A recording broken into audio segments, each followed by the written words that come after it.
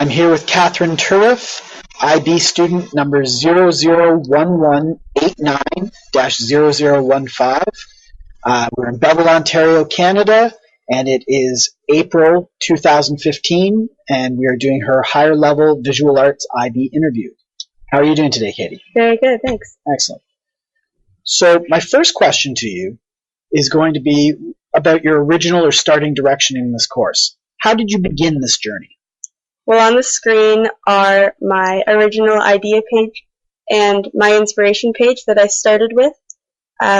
Just a collage of ideas, things that I was interested in coming into the course, and things that I decided that I wanted to pursue.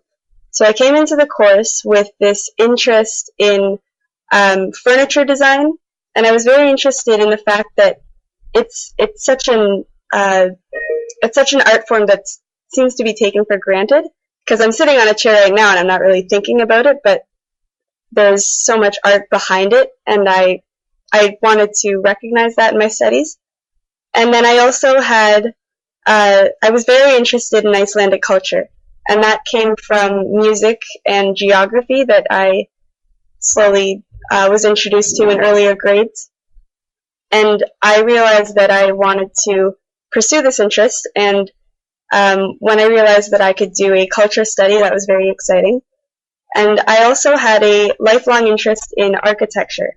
When I was younger, I wanted to be an architectural historian, and I slowly began to clash the two throughout my process later in the course in discovering Icelandic architecture, Nordic architecture, and communicating those two ideas pretty fluently. And so this started with, the culture study started with the research of Icelandic artist Þórunn Arnardóttir, whom I dedicated a page to in my research workbook. And she makes objects that seem to cross the threshold between what is form of art and what is its function. And I was very interested in a certain piece of hers called the Sasa clock, which is on the screen here. And what the Sasa clock is a timepiece. There's a piece of clockwork that moves a string of beads down to count minutes. And it can also be used as a fashion piece. And I really liked how this was a piece of art that had more meaning behind it, and it had practicality and function, which could be used as well as appreciated for its aesthetic design.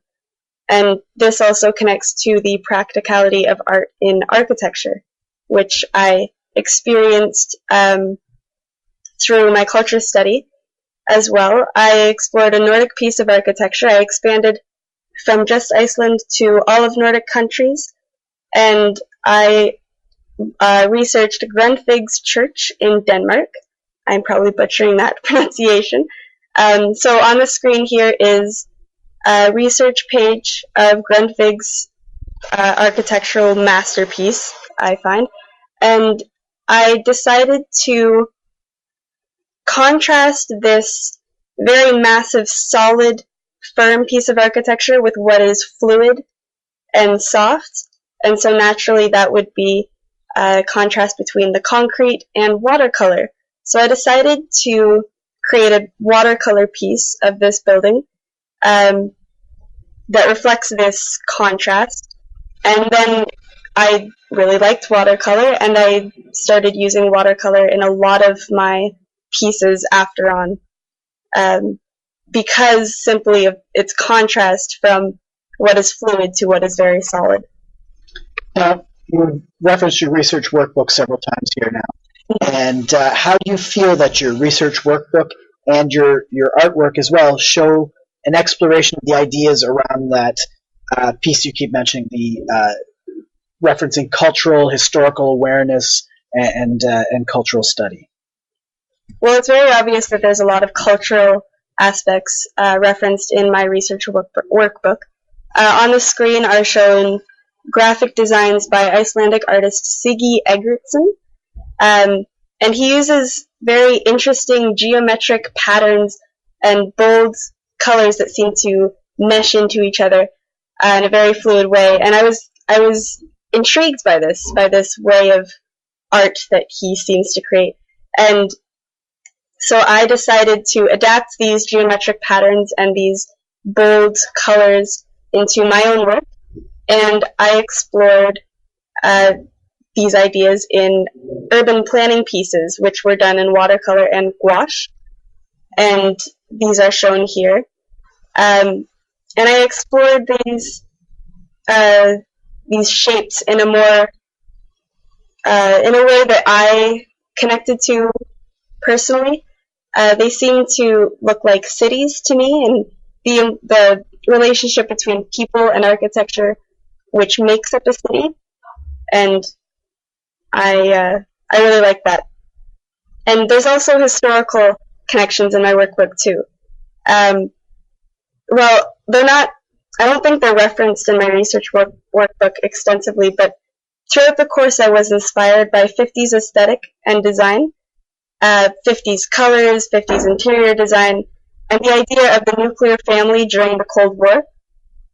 And this also came to my interest through music, through a band called Boards of Canada, where they musically referenced Cold War and the nuclear family through lyrics, through designs, musically. And so I subtly was connecting these ideas into my work. And there's a piece here, in this page here, that has these numbers that are actually a lyric of one of their songs. And no fan has actually been able to understand what these numbers mean. No patterns, no alphabetical references, nothing. So I feel like these coded lyrics relate to the codes of war, how things are not able to be translated, and this was, the colors here also reference 50s aesthetic, where there's the orange, the contrasting blue, and although this is a small interest that didn't develop much, I feel like these ideas of 50s culture in America especially really subtly influenced my art in minor ways, but now, in big ways at the end. Is this painting in gouache as well? Yes. Very good. And do you feel that this was a piece that was... did this push your technical studies in any way, or is this one purely a conceptual piece? In both ways. It was actually very difficult for me to do line work because starting art before IB too, I had a lot of trouble holding my hand steady, and just practicing the numbers was very good technical practice for me. And also using a thing like gouache where the paint is so malleable and somewhat fluid if you use enough water, it was a good practice for me on a technical level as well. So, but conceptual in its idea and its background. So I decided to continue and further my interest in Icelandic and Nordic culture, and I expanded my culture study to including literature as well. And so I think on the screen here, this is my strongest example of historical and cultural awareness. I decided to read a play by Norwegian playwright Henrik Ibsen called Dollhouse, and I decided to explore his idea of a strong character by contrasting the strength, again, I guess I like contrast, with what is soft, and I decided to make a plush, a soft sculpture that referenced a character in his book. And this soft sculpture also came through with geographically inspired pillows, which connects to my culture study again, and a soft sculptured bird as well, which I entered in my art show, shown on here, on the screen here. Excellent. So this is very much the same kind of contrast you were looking at in your gouache paintings of the architecture. Yes, yeah. Soft to hard. Mm-hmm. Yeah, interesting. I liked to the way I learn something is I learn the opposite of it, and it helps me appreciate and understand the other opposite in a very different way, from an outside looking in, I guess, and I like to explore that in my art. So where did this take you next then? Well, this decided to manifest itself in a business opportunity. On the screen next are images from the summer of 2014, where I owned an upcycling business with a friend. I decided to explore contemporary culture, so not exactly historical, but more contemporary, more now, expressed on social media. You may have heard it. It's called upcycling.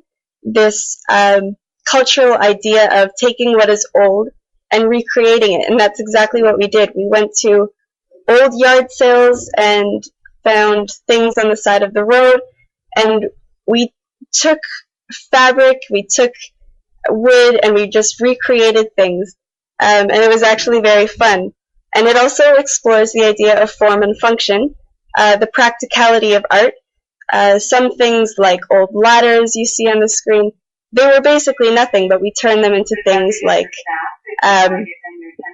bookcases, things like that. That was very fun. And I think that this idea connects to the idea of postmodernism, where nothing is original anymore, and everything now is just a recombination of old ideas and old design. And that was pretty much what it was, obviously, because redesigning. And actually, this business opportunity challenged me in a different way. I had never designed a logo before, and I had to kind of research the colors, what fonts to use, and there's actually a lot of things they have to consider while making a logo, so that was very fun. And that's actually referenced in my workbook page as well. And I also branched out a bit from my Nordic study and dabbled into China a bit, if you will. With my art class, we went on an exhibit to visit the works of political activist and artist Ai Weiwei, who, through his art, expresses the oppression of the Chinese government and makes it known that there are people who are being disturbed in China by the oppression of the government. And I was very inspired by a certain piece. Ai Weiwei had recreated, again, recreation, of a stack of bikes, and he recreated it into a ring. And I was very fascinated by the visual movement of people around the ring. And so I was inspired to create a print that reflected this. So, what do you think is your best piece from this whole experience? Where do you feel your greatest strengths came through? On a purely technical and, I guess, ideological way, it would have to be the images or photographs of my dad's childhood home. And this also connects to my side study of architecture, where architecture must be destructed. It must have a fall. This connects to the idea of the cycle of life. And what I like about these pictures is that they're very technical, and they have excellent composition. I love that certain piece there. The composition of that piece, the lighting, the atmosphere, and I edited them into black and white, and I think that this highlights the idea of death and destruction, that there's no color in this place anymore, there's no life.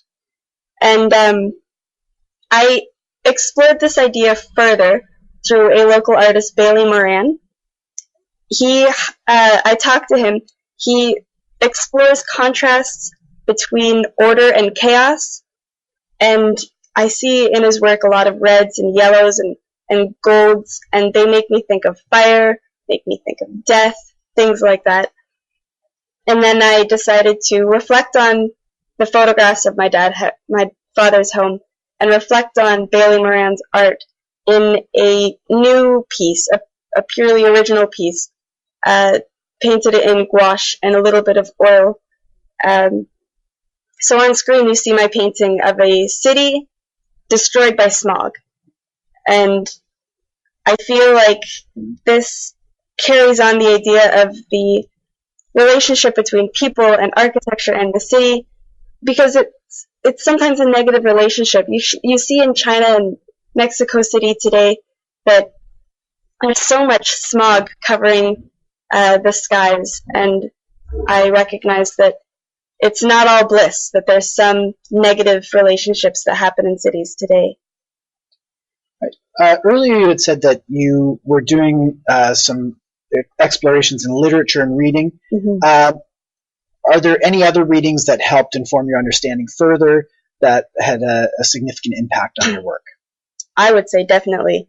I was introduced to an author, Witold Rybczynski, a Canadian author, I believe. He explored in his works the relationship, again, between people and places. And he wrote about, in one of his books, I don't remember, Vitruvius' synthesis of architecture. And it was there that I was introduced to the idea that architecture, to make good architecture, it must be firm, accommodating, relating to people, and delightful, so relating to aesthetic, and firmness relating to maths, of course. So in my actual extended essay, I decided to explore this concept and apply it to a piece of architecture in itself. So I applied it to Moshe Safdie's Habitat 67 in Montreal, and I decided to go there to inform my writing and inform my art studies.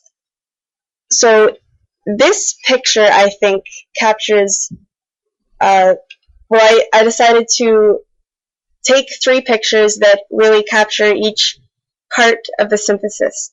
So this picture, I find, really captures the firmness part, where there seems to be part of the building that is defying gravity, as you see in the top ziggurat in the top right of that picture. This image really explores the mathematical and the physical aspects of architecture. It explores the solidity, the firmness, and I really like this one. And this next picture, for my extended essay, I really had to research what is symmetry in architecture. And I found that there is bilateral symmetry, the most common form, and then there's dualism, which is something that you don't really want because it confuses the eye. And I like this picture because it actually shows both. You see in the top 2 units there that there are 2 opposing units. You could put a line right through the middle of those 2 units and they would look the same on both sides. You could do the same with the bowls on the bottom. However, there's 3 bowls there, and it confuses the person as to where to walk. Do I walk on the right side of that middle bowl or the left? And I think this picture shows a lot about how visual aesthetic is very important in architecture. Maybe even just on terms of where do people go? Where are people directed to go? So your extended essay didn't end up just being just an extended essay, but really became a large part of your overall process. Yeah. And your artwork as well. Really informed my idea of architecture as a whole. And this is actually my favorite piece, not just the composition of this piece and the lighting and everything, but it's the fact that it shows the relationship between people and architecture. Though I don't see any people in this picture, what this picture shows is the terraces. Moshe Safdie's idea for Habitat 67 was the idea that everyone should have a garden, and everyone has that need for outside connection for happiness, which has been proven scientifically. So I decided to explore this in this picture where I showed the terraces, and I wanted to communicate the idea that people need to be outside. And I also actually went further with the relationship between people and architecture and the city.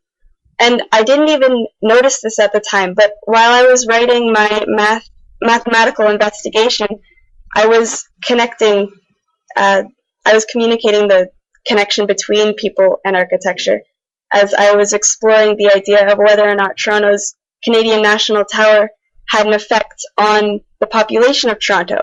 So it's interesting how things come full circle when I don't even mean for it to happen. So wonderful. Mm-hmm. So with all of these things informing your art, how do you really describe your artistic process? Well, this is, I think, a piece that would answer that question just by looking at it.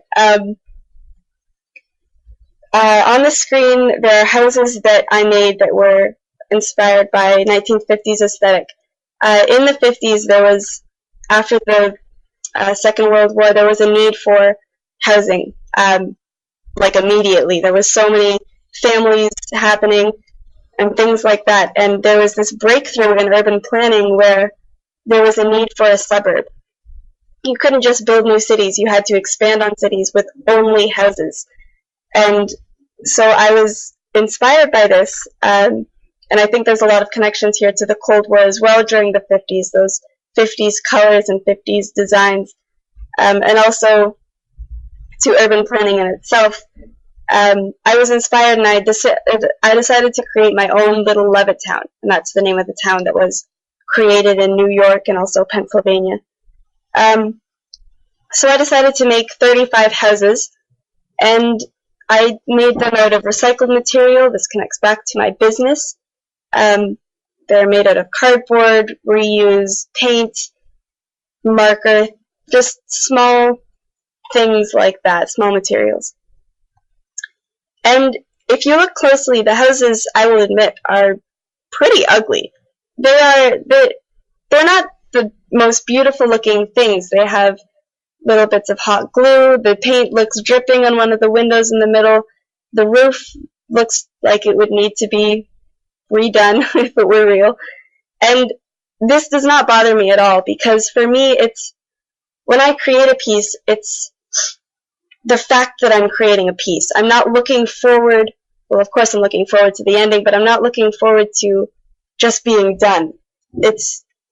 For me, it's the fun I get out of creating. So it's the tactile sensation, but also the idea behind a piece. These houses don't mean much from just the picture. It's what they represent that's very important to me. It's how they communicate the idea that was developed in creating this piece, and that's way more important to me than what they look like. So it's definitely the idea, again, of function over form, the practicality of art, how you have to move through to see and understand what these pieces represent. And I also explored the idea of different textures. So you have the roofs, which were made out of sandpaper, reused sandpaper. There's the marker, there's paint, and there's the idea also that you have to move through. So it's this 3D piece that really helps satisfy my need for tactile sensation, as well as not paying much attention to detail. And it's also, the idea goes further. And when the developers were building Levittown, they needed to build it quickly. They peaked at finishing a house in 15 minutes. Every 15 minutes, they were finishing a house, ready to move in. And it was this assembly line process that actually came through while I was building this piece,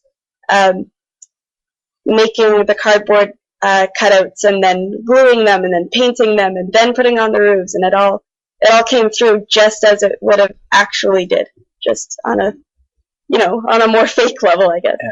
I thought it was really interesting when you displayed this, the fact that people need to interact with it in a spatial way too, where they had to walk around it. You set it up in different ways so people might feel the need to move pieces and things like that. I thought that was really fascinating when you showed it. Very fun too. My own little neighborhood. And in order to balance out my ideas, I decided, okay, Katie, you're doing way too much on Iceland. You need to just do other things as well. So this relates back to the Ai Weiwei piece, doing something that is definitely not Icelandic. I realized I need to contrast my cultural study with works of purely creative nature. So here is the Ai Weiwei print. I made a bunch of prints and I decided to collage them. to show, again, the idea of how there's a lot of people and there's a lot of things. And again, the tactile sensation collaging seemed very fun. And also, I realized that I hadn't truly challenged myself yet. So I decided to go way out of my comfort zone, and I took pottery classes. And this is something that I had never done before. I had never underwent this process of pottery and using clay and learning about firing and glaze and things like that. And this was challenging. I had to really come through in a lot of my projects, but it really satisfied my tactile sensation with using pottery on the wheel, things like that. And I also, in the end, I realized I'm, again, exploring the ideas of the home, and through the use of trinkets, little vases, things that you put in a house. And, yes, little tchotchkes and trinkets. A very interesting piece I have is the Venetian-style mask that I created. For this piece, I explored a different culture, I guess, definitely not Icelandic again. I explored Venetian colors, purples, blues, browns, and in doing that, I dabbled into exploring their culture a little bit. What was it like in ancient Venice? And then, I guess this was outside of my usual scope of interest. This wasn't a very hard piece to create on a technical level, but it was very fun again to do. And for a short time, I had a slight interest in Impressionism, and this definitely has historical connections to the works of Vincent van Gogh and Monet. So I decided to create some pieces here shown on the screen that reflect this, done in gouache again, and a little bit of oil. I was definitely inspired by Monet's lily pads, and all the colors that he uses, the blues, the purples, and using my own colors as done in gouache to fully achieve the look of Monet's lily pads in my own way. And then in art, I was exposed to populist vinyl sculpture, something that I had never even really knew existed before. So I decided to challenge myself again, and exploring my need for tactile sensation, I decided to make a piece that could be used in your hand and actually played with, because I liked the idea of vinyl sculptures being art, but when I watched a documentary, they were all in little glass enclosed boxes in someone's room, and I didn't feel okay with that. I need something to play with, something to hold and touch. And so I decided to explore this idea of function, meeting function over meeting form. And so I created a piece, and this was actually very difficult to create because I had to redesign pens. I used pens to make the trumpet keys, and this page here shown on the screen, this is my research workbook page that explores the idea of recreating pens, goes through my process of how I recreated this piece. And I met challenges. There were problems with creating the pens, and there were problems with gluing them in, but it was very fun in the end to see how it worked and how I could play with it. And so at the end of the course, I was inspired by a quote. "For every thought you produce, anything you say, any action you do, it bears your signature," by Thich Nhat Hanh. And I wondered, what is my signature? So I reflected back on the idea of my hands needing to explore the works to understand its idea and its development. And so I created, using gouache and marker, my fingerprint and a piece of my handprint. And I think that these really communicate the idea of me needing to feel, and more than just observe, but observe with my hands and my fingerprint and my handprint. And it symbolizes the bigger idea being me and what I create. Wonderful. Yeah. Well, thank you so much, Katie. I would like to conclude this interview then. Again, it is April 2015. We're in Belleville, Ontario, Canada, with IB student Catherine Turret, 001189-0015.